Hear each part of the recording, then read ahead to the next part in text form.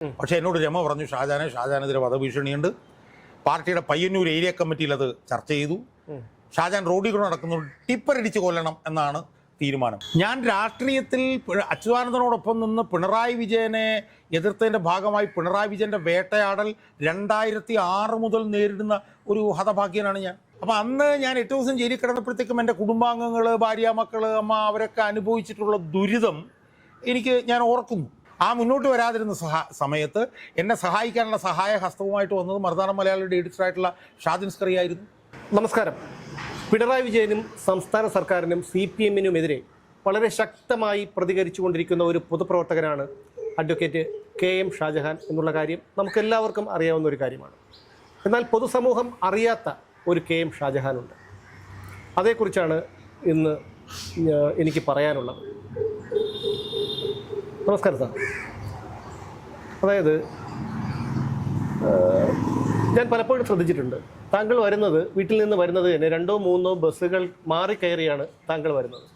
ഞാൻ പലപ്പോഴും ചോദിച്ചിട്ടുണ്ട് ഈ ഭയമില്ലേ എന്നുള്ള കാര്യം. കാരണം താങ്കളെ കഴിഞ്ഞ ഒരു പരാതിയുടെ അടിസ്ഥാനത്തിൽ എറണാകുളത്ത് പോലീസ് അറസ്റ്റ് ചെയ്തപ്പോൾ പോലും താങ്കളുടെ വീടിൻ്റെ പരിസരത്തുള്ള മതിലിൽ താങ്കൾക്ക് വധഭീഷണി മുഴക്കിക്കൊണ്ടുള്ള നോട്ടീസുകൾ പതിച്ചിരുന്നു. അതിനുശേഷവും താങ്കൾ ഇതൊന്നും ഭയപ്പെടുന്നില്ല. ഞാൻ പലപ്പോഴും ചോദിച്ചപ്പോഴും താങ്കൾ പറഞ്ഞ ഒരു വാചകമെന്ന് പറഞ്ഞു കഴിഞ്ഞാൽ ഇതിലൊന്നും ഭയപ്പെടേണ്ട കാര്യമില്ല, എനിക്കതിന് ഭയപ്പെടേണ്ട എന്നുള്ളതാണ്. പക്ഷേ ഞാൻ മനസ്സിലാക്കുന്നത് സാമ്പത്തികമായിട്ട് വളരെ അധികം ബുദ്ധിമുട്ടിയാണ് താങ്കൾ പോകുന്നത് എന്നുള്ളതാണ്. കാരണം പ്രതിപക്ഷം എന്നൊരു യൂട്യൂബ് ചാനലിലൂടെ ഉള്ള ഒരു ചെറിയ വരുമാനം കൊണ്ട് മാത്രം മുന്നോട്ട് പോകാൻ കഴിയില്ല.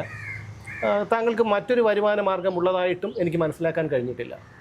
അതുകൊണ്ടാണ് ഞാൻ ഈ വിഷയം താങ്കളെ കൊണ്ട് നിർബന്ധിച്ച് ചർച്ച ചെയ്യിപ്പിക്കാനായി ഈ ക്യാമറയ്ക്ക് മുന്നിൽ വന്നത്. എന്താണ് താങ്കളുടെ ഒരു പശ്ചാത്തലം? ഇല്ല സുമേഷ്, എനിക്ക് ആദ്യമായിട്ട് സൂചിപ്പിക്കാനുള്ളൊരു കാര്യം, ഞാൻ പ്രതിപക്ഷം എന്ന് പറഞ്ഞ ഒരു യൂട്യൂബ് ചാനലുമായി ബന്ധപ്പെട്ടാണ് ഇപ്പോൾ കഴിഞ്ഞ കുറച്ച് കാലമായി പ്രവർത്തിക്കുന്നത്. അതുമായിട്ട് ആ ചാനലുമായിട്ട് അസോസിയേറ്റ് ചെയ്യുന്നു എന്നുള്ളതാണ്. അതാണ് ആദ്യമായിട്ട് മനസ്സിലാക്കുന്നത്. ഇനി വിഷയത്തിലേക്ക് നമ്മൾ വന്നു കഴിഞ്ഞാൽ, ഞാൻ എന്നെക്കുറിച്ച് അങ്ങനെ എൻ്റെ പ്രേക്ഷകരോടും പൊതുമണ്ഡലത്തോടും ഒന്നും ഞാൻ ഇതുവരെ പറഞ്ഞിട്ടില്ല. ആകെപ്പാടെ ഉണ്ടായ ഒരു അവസരം എന്ന് പറഞ്ഞാൽ എനിക്ക് ഓർമ്മയുണ്ട്, ശ്രീമാൻ ഷാജൻ സ്കറിയ ഞാനുമായിട്ട് 2-3 അഭിമുഖ സംഭാഷണങ്ങൾ നടത്തിയതിനകത്ത് എൻ്റെ ചില പശ്ചാത്തലവും കാര്യങ്ങളും ഒക്കെ ഒന്ന് പറഞ്ഞിരുന്നു. അത് ചോദ്യത്തിന് മറുപടിയായിട്ട് ഞാൻ പറഞ്ഞു.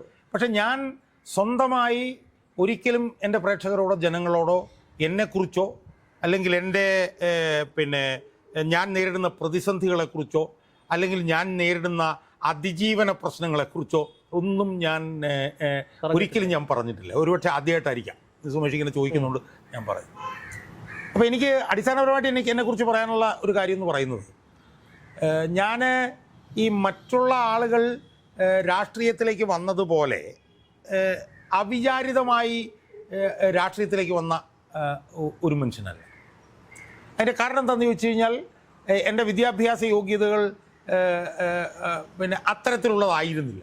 ഉദാഹരണത്തിന് കൊച്ചിൻ യൂണിവേഴ്സിറ്റിയിൽ നിന്ന് ഇൻഡസ്ട്രിയൽ ഫിഷറീസ് എന്ന് പറഞ്ഞിട്ടുള്ള ഫിഷറീസിൽ ഞാൻ ഫസ്റ്റ് ക്ലാസ് മേടിച്ച് പാസ്സായി. അതിനുശേഷം ഞാൻ ജവഹർലാൽ നെഹ്റു യൂണിവേഴ്സിറ്റിയിൽ നിന്ന് 1984 ഓൾ ഇന്ത്യ സെലക്ഷനിൽ 14 പേര് സെലക്ട് ചെയ്യപ്പെട്ടതിൽ ഒരാളായിട്ട് ജവഹർലാൽ നെഹ്റു യൂണിവേഴ്സിറ്റിയിൽ ഞാൻ അപ്ലൈഡ് എക്കണോമിക്സിൽ MPhil ഫസ്റ്റ് ക്ലാസ്സിൽ പാസ്സായി. അതിനുശേഷം 52-ാമത്തെ 53-ാമത്തെ വയസ്സിൽ ഞാൻ LLBക്ക് ചേർന്ന് തിരുവനന്തപുരം ലോ കോളേജിൽ നിന്ന് LLBയും ഞാൻ ഫസ്റ്റ് ക്ലാസ്സിൽ പാസ്സായി. അത് ജയിലിൽ കിടക്കുമ്പോഴായിരുന്നു അല്ലേ? അതിൽ രണ്ട് പരീക്ഷ ജയിലിൽ കിടക്കുമ്പോഴാണ്. അപ്പോൾ സുമേഷ് മനസ്സിലാക്കേണ്ട ഒരു കാര്യം എന്ന് വെച്ച് കഴിഞ്ഞാൽ, വിദ്യാഭ്യാസ യോഗ്യത എനിക്കുള്ളത് 3 മേഖലകളിൽ നിന്നാണ്. ഒന്ന് ശാസ്ത്രം, ഒന്ന് സാമ്പത്തികം, ഒന്ന് നിയമം. അങ്ങനെ ഒരു ഇംഗ്ലീഷിൽ പറഞ്ഞാൽ ഒരു ഇന്റർ ഡിസിപ്ലിനറി ഡിഗ്രി ഉള്ളവരെ നമ്മൾ അധികം കേട്ടിട്ടുണ്ടാവില്ല. ഇന്ത്യയിൽ വളരെ റെയറാണ് അങ്ങനെ യോഗ്യതയുള്ളത്. അപ്പോൾ സ്വാഭാവികമായിട്ടും അങ്ങനെ യോഗ്യതയുള്ള എനിക്ക് അന്തസ്സായി നല്ല ശമ്പളത്തോടു കൂടി ജീവിക്കാനുള്ളൊരു ജോലി കിട്ടലൊന്നും വലിയ ബുദ്ധിമുട്ടായിരുന്നില്ല.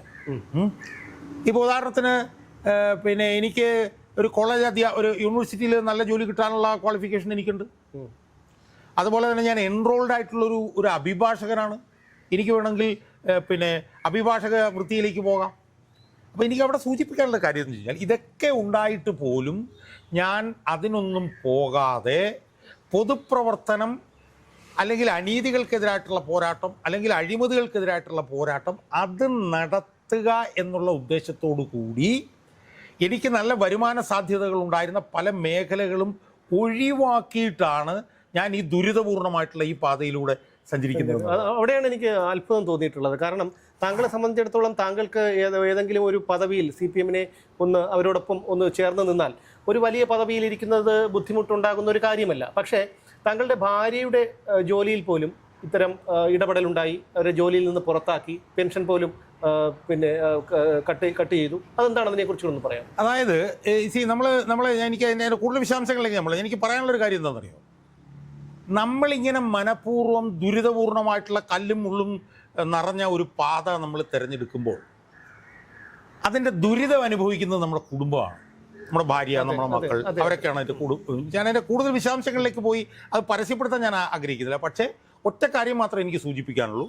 ഞാൻ ഈ കല്ലും മുള്ളും നിറഞ്ഞ പാത സ്വീകരിച്ചത് കൊണ്ട് എൻ്റെ കുടുംബത്തിനുണ്ടായിട്ടുള്ള ബുദ്ധിമുട്ട്, ദുരിതം അത് സമാനതകളില്ലാത്തതാണ് എന്ന് മാത്രമേ ഞാൻ കഴിഞ്ഞ ഒരു അറസ്റ്റിന് പോലും മകൻ്റെ ലാപ്ടോപ്പാണ് പോലീസ് എടുത്തുകൊണ്ടുപോയത് അല്ലേ?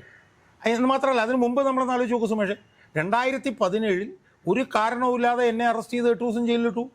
അന്ന് ഓർമ്മയില്ലേ, മറ്റേ ജിഷ്ണു പ്രണോയുടെ അമ്മ മഹിജ ഒരു DGP ഓഫീസിന് മുന്നിൽ അവർ സത്യാഗ്രഹം നടക്കായിരുന്നു, ഞാൻ അവിടെ കാണാൻ പോയതാണ്. അവിടുന്ന് തന്നെ 8 ദിവസം പിടിച്ച് ജയിലിലിട്ടു. അപ്പം എന്തൊക്കെയോ എൻ്റെ മക്കളുടെയും ഭാര്യയുടെയും എൻ്റെ അമ്മ അന്ന് പിന്നെ നിരാഹാര സത്യാഗ്രഹം കിടന്നു, അതൊക്കെ കൊണ്ടാണ് ഞാൻ പുറത്തു വന്നത്. അല്ലെങ്കിൽ ഒരുപക്ഷെ കൂടുതൽ ജയിലിൽ കിടക്കേണ്ടി വന്നേനെ. ഇനിയിപ്പോൾ അവിടെ കിടന്ന് വല്ല ചവിട്ടുകൊണ്ട് ചാവാനുള്ള സാധ്യത പോലും ഉണ്ടായിരുന്നോ എന്ന് ഞാൻ ഇപ്പോൾ ആശങ്കപ്പെടും. അപ്പം അന്ന് ഞാൻ 8 ദിവസം ജയിലിൽ കിടന്നപ്പോഴത്തേക്കും എൻ്റെ കുടുംബാംഗങ്ങൾ, ഭാര്യ, മക്കൾ, അമ്മ അവരൊക്കെ അനുഭവിച്ചിട്ടുള്ള ദുരിതം ഞാൻ ഓർക്കുന്നു, മനസ്സിലായി. അതിനുശേഷം കഴിഞ്ഞ സെപ്റ്റംബറിൽ എന്നെ അറസ്റ്റ് ചെയ്യാൻ ശ്രമിച്ചപ്പോഴത്തേക്ക് എൻ്റെ ഭാര്യയ്ക്ക് ഉണ്ടായിട്ടുള്ള ദുരിതം, ആ അറസ്റ്റുമായി ബന്ധപ്പെട്ടുകൊണ്ട് എൻ്റെ ഇളയ മകൻ വീട്ടിലുള്ള സമയത്ത് 5 മണിക്കൂറാണ് പോലീസ് അവിടെ വന്നിട്ട് കാര്യങ്ങൾ ചെയ്ത് അവനെ സമ്മർദ്ദത്തിലാക്കിയത്. അവിടെയാണ് സുമേഷ് പറഞ്ഞതുപോലെ മകൻ്റെ ലാപ്ടോപ്പ്, മകൻ്റെ മൊബൈൽ ഫോൺ, എൻ്റെ മൊബൈൽ ഫോൺ, ഈ പിന്നെ വീഡിയോ റെക്കോർഡ് ചെയ്തിരുന്ന ക്യാമറ, ഇതെല്ലാം പോലീസ് സെപ്റ്റംബറിൽ എടുത്തുകൊണ്ട് പോയി, മനസ്സിലായില്ലേ? എന്ന് മാത്രമല്ല, അന്ന് ആ വിഷയം വന്നപ്പോൾ നിർഭാഗ്യവശാൽ എന്നെ സഹായിക്കാൻ ഒരു രാഷ്ട്രീയ നേതാക്കന്മാരും ഉണ്ടായിരുന്നില്ല. ഇപ്പോൾ കോൺഗ്രസിലൊക്കെ തന്നെ ഉന്നതരായിട്ടുള്ള രാഷ്ട്രീയ നേതാക്കന്മാരൊക്കെ അടുത്ത ബന്ധം പുലർത്തുന്ന ആളാണ് ഞാൻ. പക്ഷേ പല കാരണങ്ങൾ കൊണ്ട് ഞാൻ അവരെ ഈ പറഞ്ഞ പോലെ വിമർശിക്കുന്നില്ല. പക്ഷേ പല കാരണങ്ങൾ കൊണ്ട് അവരാരും എന്നെ സഹായിക്കാൻ മുന്നോട്ട് വന്നില്ല. ആ മുന്നോട്ട് വരാതിരുന്ന സമയത്ത് എന്നെ സഹായിക്കാനുള്ള സഹായ ഹസ്തവുമായിട്ട് വന്നത് മറുനാടൻ മലയാളിയുടെ എഡിറ്ററായിട്ടുള്ള ഷാദിൻ സ്കറി ആയിരുന്നു. അന്ന് എനിക്ക് വാദിക്കാൻ വേണ്ടിയിട്ട് എൻ്റെ ഭാര്യ മാത്രമാണ് പുറത്തുള്ളത്, അവർക്ക് ഇതിനെക്കുറിച്ചൊന്നും അറിയത്തില്ല. എന്നെ അനധികൃതമായി കസ്റ്റഡിയിലെടുത്ത് കൊണ്ടുപോയിരിക്കുന്നു.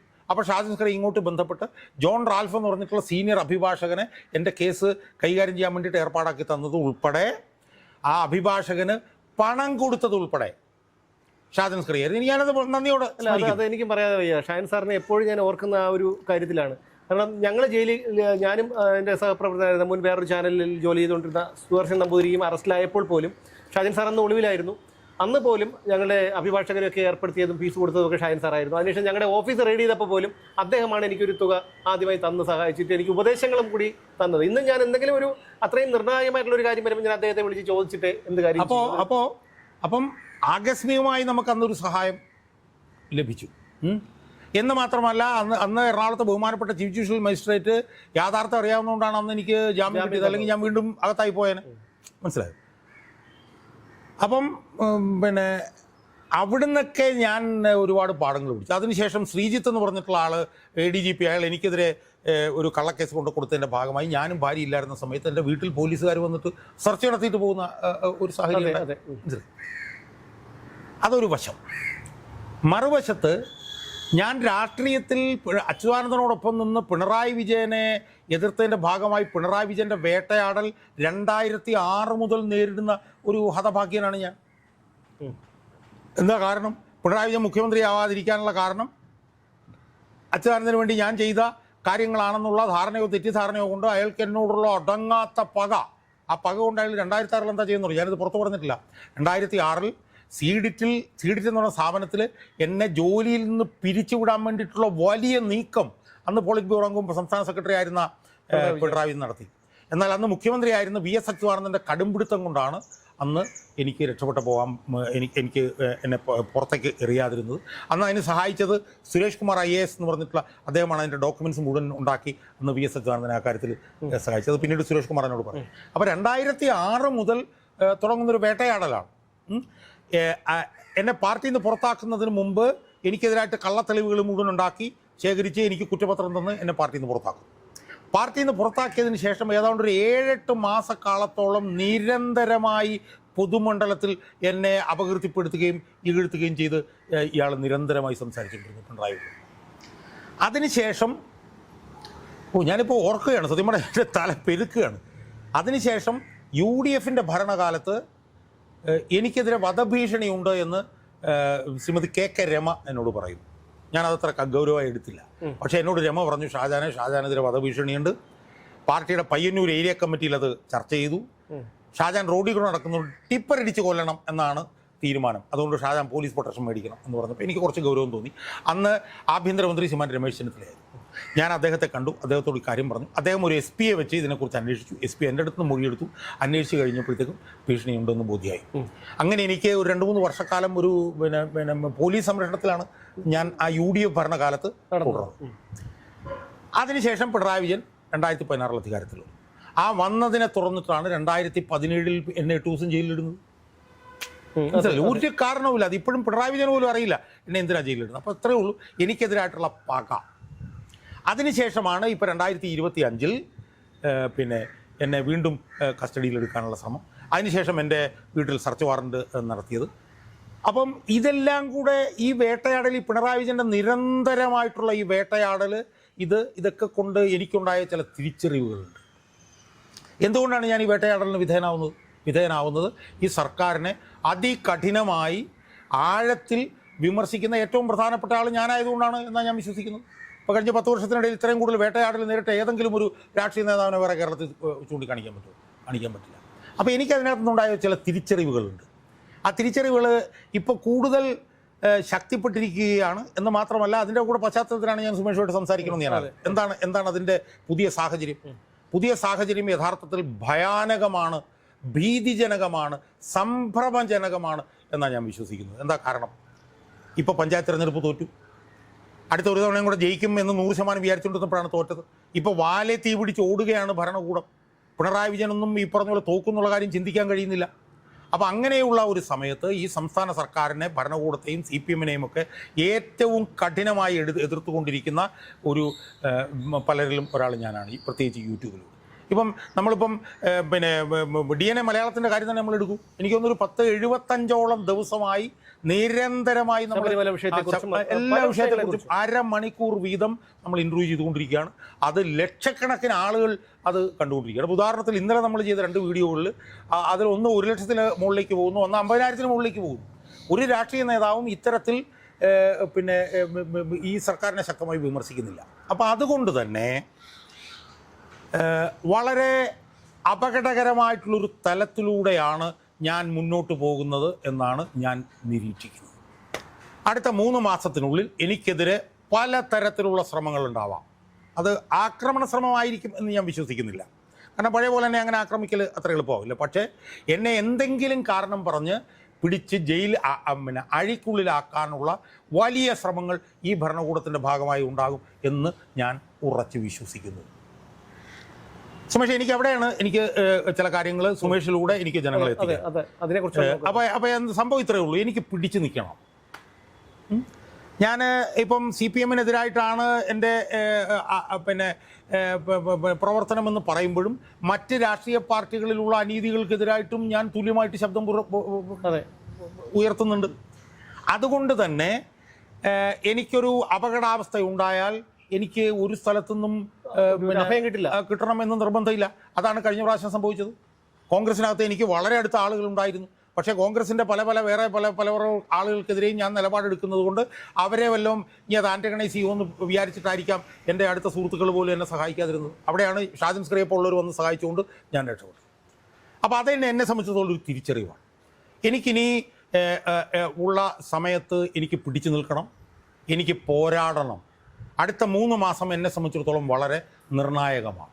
അവിടെ എനിക്ക് എൻ്റെ പ്രേക്ഷകരോട് സുമേഷിലൂടെ എനിക്ക് പറയാനുള്ള കാര്യം എന്ന് പറയുന്നത്, ഞാനൊരു യൂട്യൂബ് ചാനലുമായി ബന്ധപ്പെട്ടാണ് പ്രവർത്തിച്ചത്. യൂട്യൂബ് ചാനൽ എൻ്റെ ആണെന്ന് ഞാൻ അവകാശപ്പെടുന്നില്ല. ആ ചാനലുമായിട്ട് ബന്ധപ്പെട്ടാണ് ഞാൻ പ്രവർത്തിച്ചത്.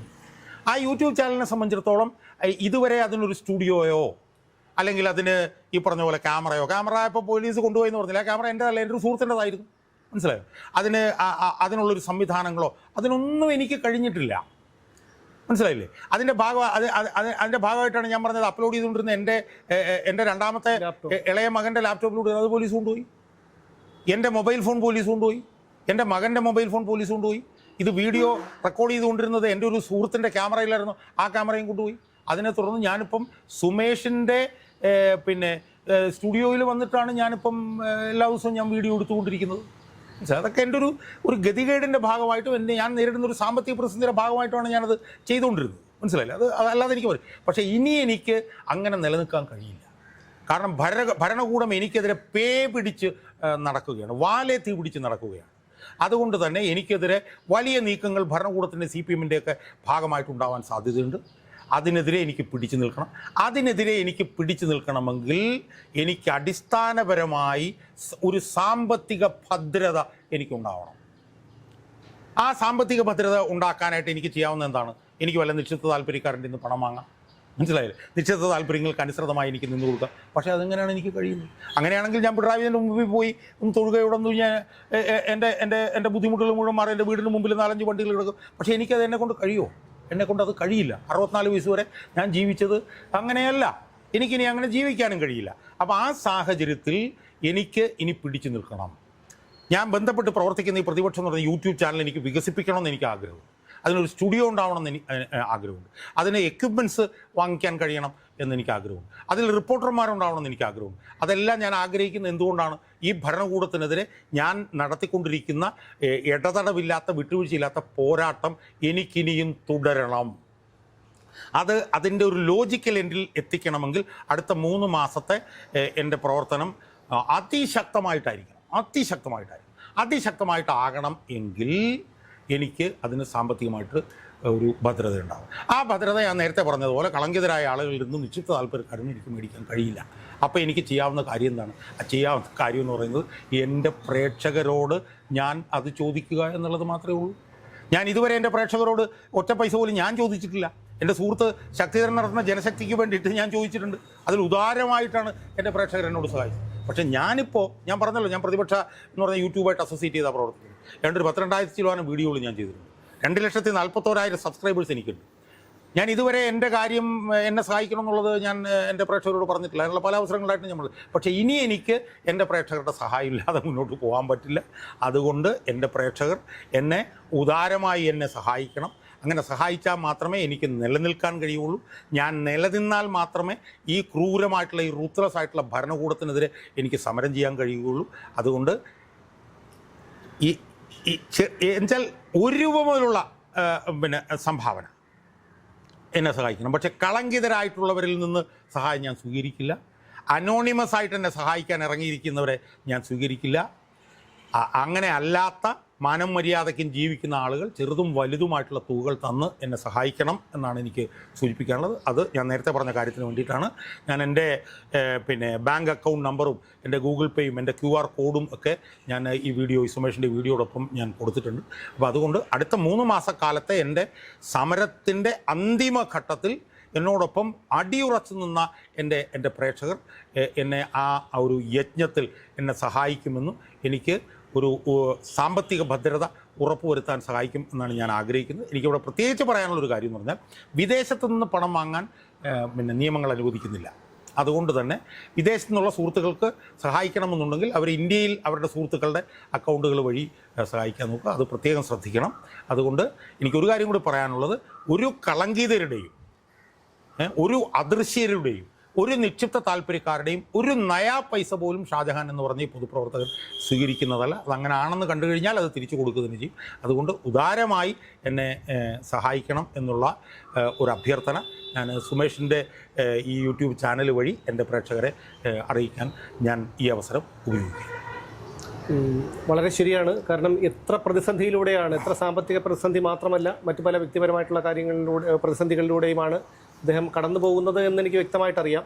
അതോടൊപ്പം തന്നെ അന്ന് ആർക്കും സഹായിക്കാൻ പറ്റാത്തൊരവസ്ഥയിലായിരുന്നു. ആ ഒരു ഞങ്ങളെപ്പോലെയുള്ള തീർത്തും ദുർബലരായ ആൾക്കാരെയൊക്കെ നിങ്ങളൊക്കെ കണ്ടതാണ്, വേട്ടയാടപ്പെട്ടതൊക്കെ കണ്ടതാണ്. അതുകൊണ്ട് തന്നെ അന്ന് ഷാജഹാൻ സാറിനെ അറസ്റ്റ് ചെയ്ത് കൊണ്ടുപോയപ്പോൾ പോലും ഞങ്ങൾക്കൊന്നും സഹായിക്കാനോ ഒന്ന് വിളിക്കാനോ പോലും പറ്റാത്ത ഒരവസ്ഥയിലായിരുന്നു. പിന്നീട് ഒരാഴ്ചയ്ക്ക് ശേഷമാണ് ഞാൻ വീണ്ടും നേരിട്ട് പോയിട്ടാണ് സാറിനെ കാണുന്ന ഇതെത്തത്. 2-3 ബസ്സുകൾ മാറിക്കയറിയാണ് സാറ് ഇങ്ങോട്ട് വരുന്നതും തിരിച്ചു പോകുന്നതുമൊക്കെ. കാരണം പ്രതിപക്ഷം, യഥാർത്ഥ പ്രതിപക്ഷം എന്ന് പറയുമ്പോൾ ഇതുപോലുള്ള മനുഷ്യരാണ്. ഇതുപോലുള്ള മനുഷ്യർ ഇവിടെ ഇല്ലെങ്കിൽ ഈ നാട് നശിച്ചു പോകുമായിരുന്നു തന്നെ. ഇപ്പോഴും ഈ ഒരു വലിയ ഭീഷണിയുടെ നടുവിലൂടെയാണ് പോയിക്കൊണ്ടിരിക്കുന്നത്. അതുകൊണ്ട് തന്നെ എനിക്ക് ഷാജഹാൻ സാർ പറഞ്ഞതിൽ കൂടുതലായിട്ടൊന്നും പറയാനില്ല. അതുകൊണ്ട് നിങ്ങളെക്കൊണ്ട് കഴിയുന്നൊരു തുക ഈ സാറിനെ നൽകി സഹായിക്കണമെന്ന് ഞാൻ എൻ്റെ വ്യക്തിപരമായിട്ടുള്ള പേരിൽ നിങ്ങളോട് അഭ്യർത്ഥിക്കുന്നു. ഇതിൻ്റെ ബാങ്ക് അക്കൗണ്ട് നമ്പരും IFSC കോഡും ഗൂഗിൾ പേ നമ്പരും അതിൻ്റെ QR കോഡും എല്ലാം ഈ വീഡിയോടൊപ്പം തന്നെ ഞങ്ങൾ കാണിക്കുന്നതായിരിക്കും. നന്ദി, നമസ്കാരം.